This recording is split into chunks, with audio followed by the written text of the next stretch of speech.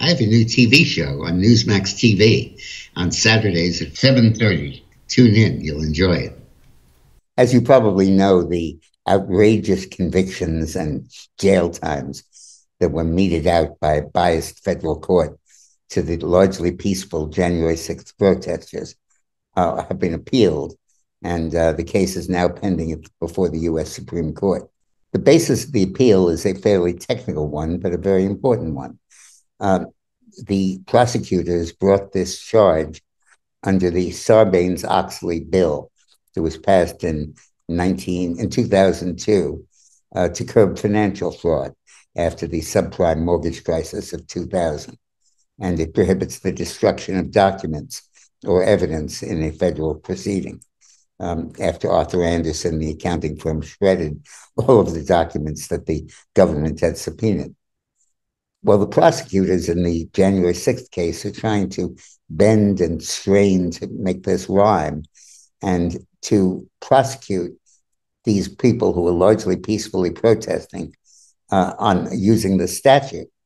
The reason they're using a statute that's basically designed for white collar crime and largely complex financial crimes in prosecution that has nothing of the sort is that they don't want to call it an insurrection and they don't want to call it sedition because those words would trigger a demand for a burden of proof that they can't come close to meeting.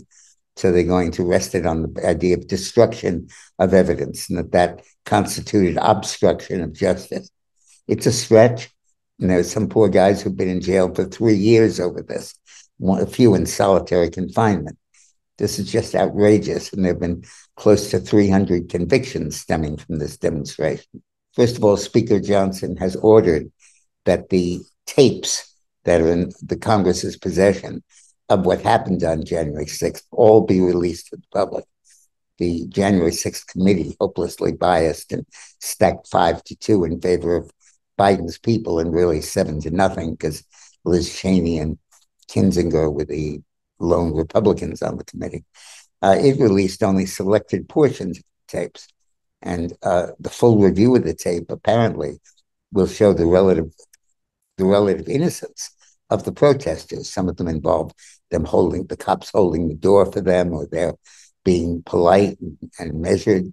And some even show one of the guys who's now in jail rescuing people.